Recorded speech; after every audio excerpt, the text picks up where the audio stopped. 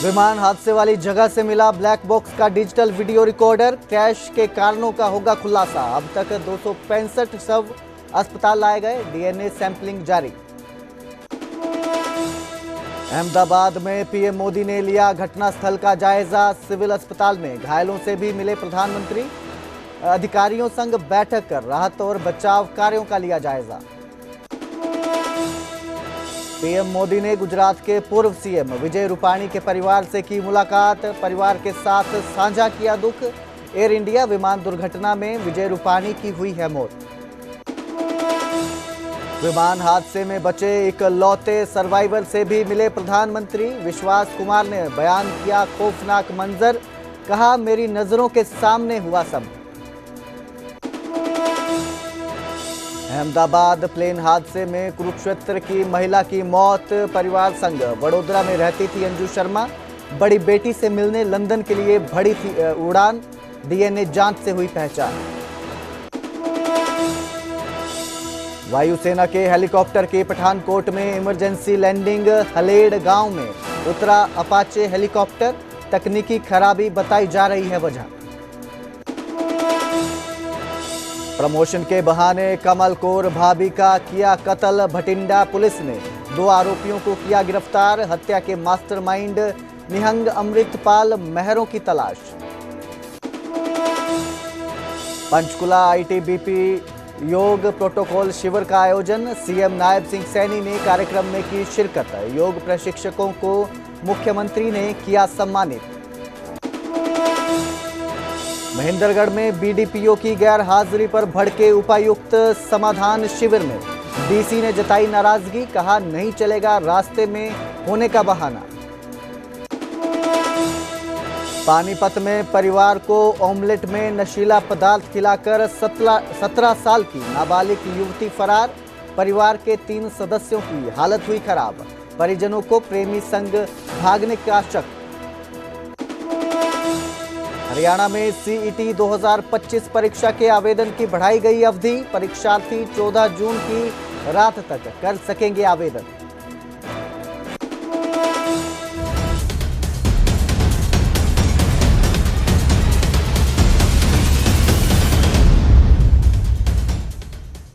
नमस्कार, स्वागत है न्यूज 18 पंजाब हरियाणा में। मैं कुलदीप भारद्वाज हाजिर हूं हरियाणा प्राइम लेकर। बुलेटिन की शुरुआत करेंगे पीएम मोदी की विजय रूपाणी के परिवार से मुलाकात के साथ। प्रधानमंत्री मोदी ने जो पूर्व सीएम रहे हैं गुजरात के, उनके परिवार से मुलाकात की। उनके साथ दुख साझा किया। प्रधानमंत्री ने परिवार के साथ मुलाकात की एक तस्वीर भी साझा की है। अहमदाबाद विमान हादसे में विजय रूपाणी की मौत हुई है, जिसके बाद प्रधानमंत्री नरेंद्र मोदी उनके परिवार से मुलाकात की उन्होंने जाकर, और इस दुख की घड़ी में उनसे मुलाकात कर दुख साझा किया। परिवार के साथ दुख बांटा। प्रधानमंत्री ने परिवार के साथ मुलाकात कर एक तस्वीर भी साझा की है। आपको बता दें, अहमदाबाद विमान हादसे में गुजरात के पूर्व सीएम विजय रूपाणी की मौत हुई है, जिसके बाद जो है सीएम अब उनके परिवार से मिले, मुलाकात की।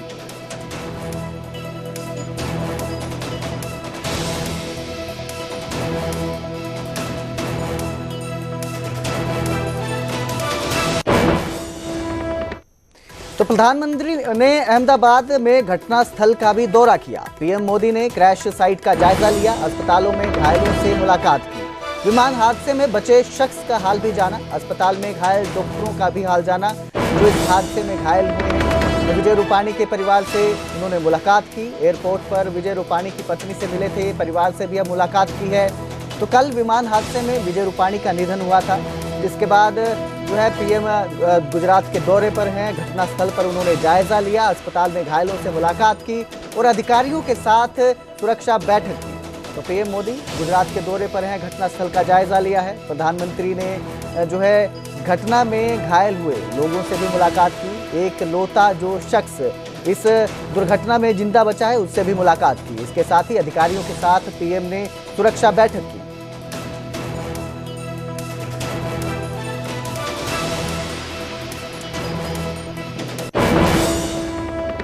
तो अहमदाबाद विमान हादसे में एक लौते बचे यात्री ने घटना की आप बीती बताई। उन्होंने कहा कि मुझे पता नहीं हादसे में मैं कैसे बच गया, कुछ समझ नहीं आया क्या हुआ। ये विश्वास ने कहा है। विश्वास कुमार एक लौते शख्स हैं जो इस दुर्घटना में जिंदा बचे हैं।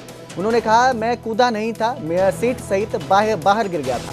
हॉस्टल के ग्राउंड फ्लोर पर मैं गिरा था, मैंने बाहर निकलने की कोशिश की। इसके साथ ही उन्होंने बताया कि क्रैश होते ही इमरजेंसी गेट टूट गया था। पायलट प्लेन उड़ाने की कोशिश कर रहा था, उनकी नजरों के सामने ही ये सब हुआ। विश्वास ने बताया कि पीएम मोदी ने उनसे मुलाकात की और उनका हालचाल भी जाना। ब्रिटेन के नागरिक हैं विश्वास कुमार जो हैं, और कल विमान हादसे में ये इकलौते शख्स हैं जो जिंदा बचे हैं। विमान हादसे में 241 यात्रियों की मौत हुई है। अहमदाबाद विमान हादसे में एक यात्री की जान बची थी। सीट नंबर 11A पर विश्वास कुमार रमेश बैठे थे जो जिंदा बचे हैं।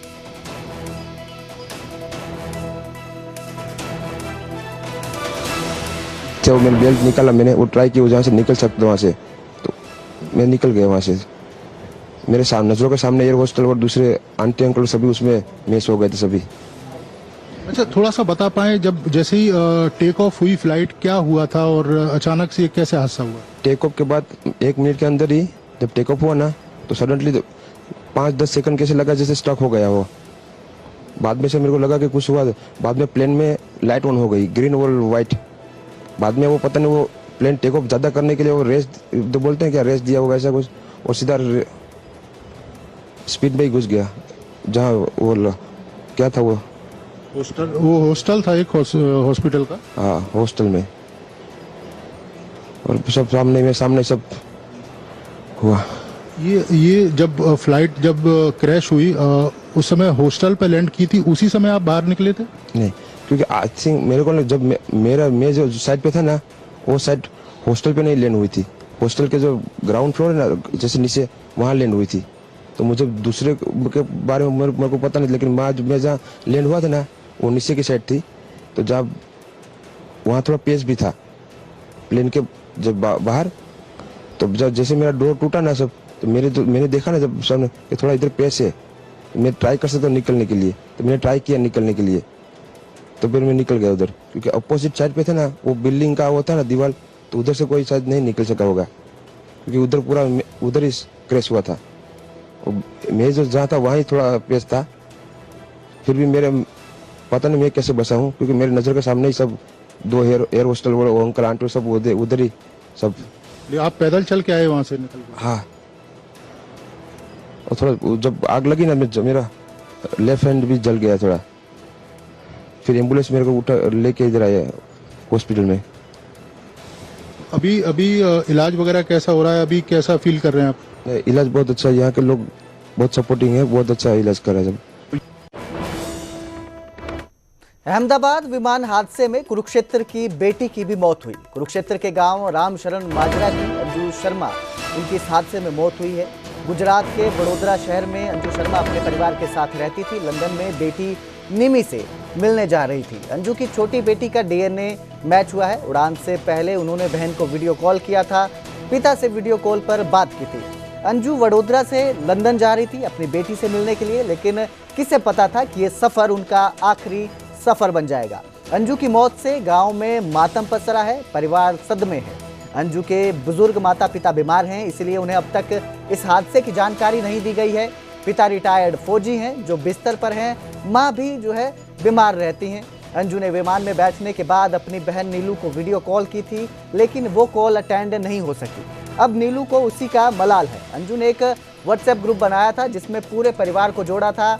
आज वही ग्रुप खामोश हो गया है। अंजू का आखिरी व्हाट्सएप स्टेटस था, आदमी एक खिलौना है। ये गीत था जो उन्होंने अपने व्हाट्सएप स्टेटस पर लगाया था, मानो अपनी ही विदाई की स्क्रिप्ट लिख गई हूँ। मेरी बहन को दीदी का प्लेन क्रैश हो गया, कहते दीदी ने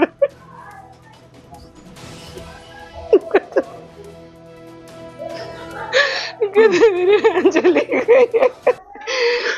सुबह 11 बजे से मैं 12 बजे कॉल करी, वीडियो कॉल, मैं उठा ही नहीं पाई दीदी की कॉल।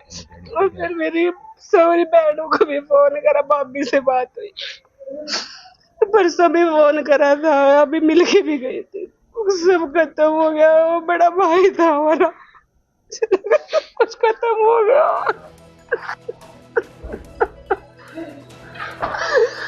दो भाई हैं भी, मेरे भाई का 8 लड़कियां भी, 1 लड़का, सारे शादीशुदा है। और ये पटाले के पास ही गाँव है अलाना, वहां पर शादी करी थी। उसके बाद ये बड़ौदा शिफ्ट हो गए। मेरे भाई का लड़का भी वहीं से बड़ौदा में रहा। तो परिवार हंसता खेलता सारा परिवार था जी, जो भी काम करते हैं यहाँ के परिवार के, वहाँ के परिवार के, सारे इसकी जिम्मेवारी पे हम आते। अब हमारे को ले गई, इसकी जन्म बहन नहीं थी, इसमें बात मरने के लिए ले गई। तुम्हारे को सबको यहाँ से बस करके ले गई स्पेशल। 5 रुपये पगड़ी बांध कर ऐसे सारा पर लोड करना, किसको क्या देना, किसको क्या करना, कैसे डीलिंग करनी, सब जिम्मेदारी वही करती थी दोनों परिवारों की। हमारे परिवार का एक लड़का लड़की नहीं थी, जो लड़का था जी वो, आप उसकी फोटो देखेंगे ना जी, उसकी सिर पर पगड़ी बंदी देखेंगे, आप नहीं कहेंगे कौन कहती ये लड़की है, इतनी सुंदर और सोच। अपनी लड़कियों की शादी नहीं होगी हमारे पास तो नहीं कहेगा भी अंकल जी ये बात भरना अपने, मेरी धर्म की बहन आई। अहमदाबाद विमान हादसे के बाद दादरी के लोगों को 29 साल पुरानी वो काली शाम याद आ गई जब आसमान में 2 विमान टकराए और पल भर में 349 जिंदगियां खत्म हो गई। सऊदी अरब का मालवाहक विमान, प्रत्यक्षदर्शी बताते हैं, जाड़ों की साफ शाम थी। अचानक आसमान में बिजली सी कौंधी और खेतों में आग के गोले गिरने लगे। गांव वाले दौड़ते हुए मौके पर पहुंचे जहां चारों ओर शव बिखरे पड़े थे। वरिष्ठ पत्रकार दयानंद प्रधान और महासिंह ठेकेदार उन चंद लोगों में से एक हैं जो सबसे पहले हादसे की जगह पहुंचे। आज भी जब वे वीडियो या फोटो देखते हैं तो रूह कांप उठती है। हादसे के बाद प्रधानमंत्री देवगौड़ा और मुख्यमंत्री बंशीलाल मौके पर पहुंचे थे। ये हादसा भारत ही नहीं दुनिया की बड़ी त्रासदियों में शामिल है। जो यहाँ चरखी दादरी के नज़दीक जो कपूरी क्रेशर है मेरा, यहाँ इसके नज़दीक ही 2 आपस में हवाई टकरा गए, एक सऊदी अरब एक कजाकिस्तान। एक दिल्ली लैंड कर रहा था, एक जो है ऊपर उठ रहा था। दोनों के आपस में टकराव होकर यहाँ जो है भीषण विस्फोट दिखा। उस टाइम में जो है झज्जर शाह की फाटक के पास आया था। उस फाटक के पास आते ही देखा कि शाम का टाइम था, भारी आकाश में विस्फोट नज़र आया। तो मैं अपने बिल्ली 4x4 जीप ले रहा था, मैं तुरंत भाग गया। भागते ही जो इस स्थान पर पहुंचा उस टाइम काफ़ी लाशें पड़ी थी। ग्रामीण भी वहाँ नज़दीक के आ गए थे। उन्होंने कहा, अरे ठेकेदार ये जिंदे हैं, प्रधान जी जिंदे हैं, इनको उठाओ। वो मेरी गाड़ी में 3-4 आदमी डाल दिए और मैं तुरंत वापस लेके सिविल हॉस्पिटल चरखी दादरी पहुँचा। तो मैं तुरंत उनको उतार के डॉक्टरों के हवाले करके फिर बोला चलो 2-4 साथी और बैठ गए और भाई चलो देखा और कोई जिंदा हो तो ले आए। तो फिर तुरंत हम वहाँ वापस भाग के आए। तो वो 4x4 गाड़ी थी, घुमा के देखा सब नरसंहार भारी मात्रा में हो चुका था। कोई हाथ टूट रहा था, कोई कटा पड़ा था, सभी जो है वो निष्क्रिय हो चुकी थी। पंचकुला आईटीबीपी में योग प्रोटोकॉल शिविर का आयोजन किया गया। सीएम नायब सिंह सैनी ने कार्यक्रम में शिरकत की। योग प्रशिक्षकों को मुख्यमंत्री ने इस दौरान सम्मानित किया। मुख्यमंत्री ने आईटीबीपी परिसर में पौधारोपण भी किया। एयर इंडिया हादसे पर 2 मिनट का मौन रखा गया। हरियाणा को योग युक्त नशा मुक्त बनाने का संकल्प लिया गया। आईटीबीपी भानु जो है पंचकुला में अंतर्राष्ट्रीय योग दिवस को लेकर ये योग प्रोटोकॉल प्रशिक्षण शिविर आयोजित किया गया था। हरियाणा के मुख्यमंत्री नायब सिंह सैनी ने इसमें शिरकत की और प्रशिक्षकों को सम्मानित किया। उन्होंने हिमवीरों के साथ वृक्षारोपण भी किया और अहमदाबाद विमान हादसे में मारे गए लोगों को श्रद्धांजलि दी। मुख्यमंत्री ने योग को जन आंदोलन बनाने और योग युक्त नशा मुक्त हरियाणा का संकल्प लिया। उन्होंने बताया कि अब तक 15,60,000 लोग योग से जुड़ चुके हैं।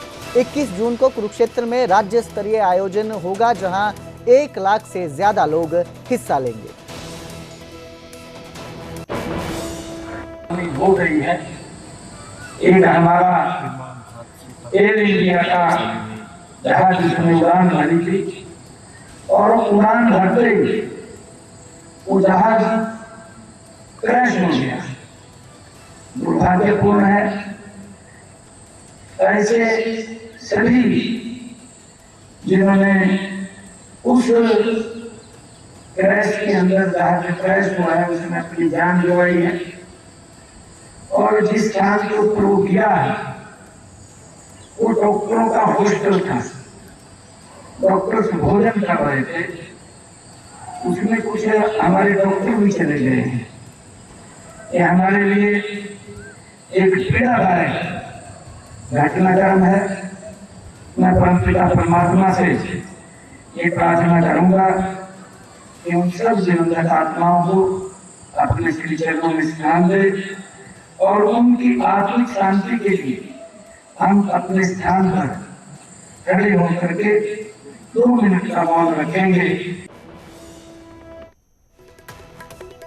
महेंद्रगढ़ में बीडीपीओ की गैर हाजिरी पर उपायुक्त भड़के। समाधान शिविर में डीसी ने नाराजगी जताई। डीसी ने सख्त लिहाजे में निर्देश दिए, रास्ते में होने का बहाना नहीं चलेगा। ये डीसी ने कहा सभी अधिकारी 10 बजे पहुंचने चाहिए। महेंद्रगढ़ के लघु सचिवालय में समाधान शिविर के समय उस दौरान माहौल जो है वो गर्मा गया, जब उपायुक्त डॉक्टर विवेक भारती ने पंचायत विभाग के बीडीपीओ की मौजूदगी पर नाराजगी जताई। डीसी ने कहा कि सभी अधिकारी समय पर आए हैं, लेकिन बीडीपीओ नदारद हैं, क्या मजाक बना रखा है। उन्होंने तुरंत उन्हें बुलाने के निर्देश दिए। कुछ देर बाद बीडीपीओ पहुंचे तो डीसी ने नानकवास गांव में पेड़ों से जुड़ी शिकायत पर तुरंत एक्शन लेने को कहा। शिविर में कुल 72 शिकायतें दर्ज हुई, जिनमें सबसे ज्यादा पंचायत विभाग से जुड़ी थी।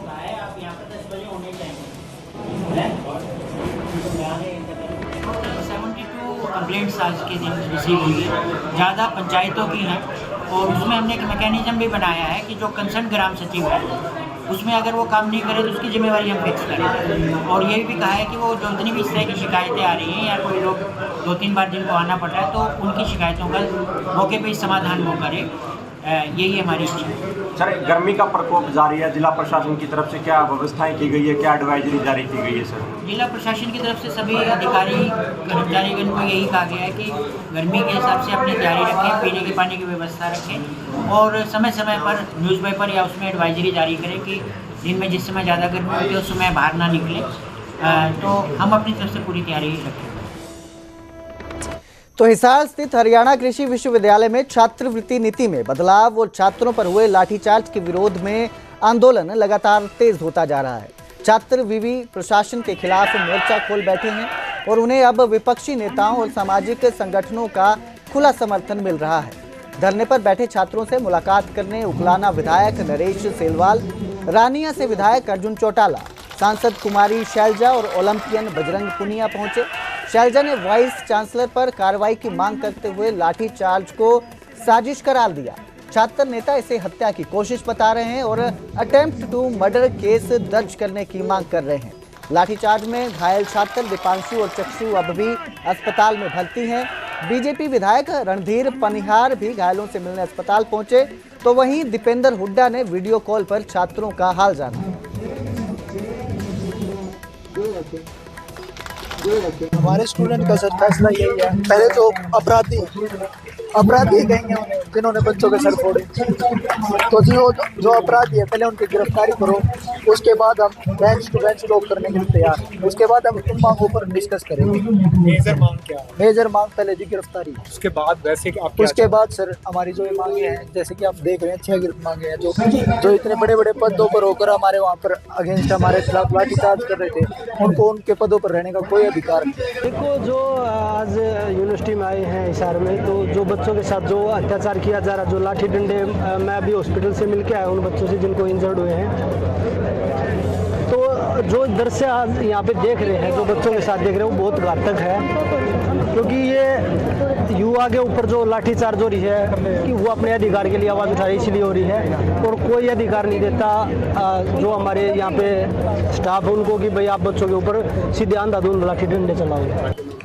लड़ाई क्या, ये तो सिर्फ अपनी मांग रख रहे थे। इनके साथ जो नाइंसाफी हुई छात्रवृत्ति के मामले में, उनके पहले तो इनको मिलता था 70% पर इनको छात्रवृत्ति, लेकिन यूनिवर्सिटी ने एक फैसला किया और कहा कि उन केवल 25% लोगों के ऊपर है उनको देंगे, और वो भी बढ़ा दिया कि नॉट 70%, 75%। बच्चे अगर अपनी बात लेकर जा रहे हैं तो वाइस चांसलर का काम है कि उनकी बात को सुने।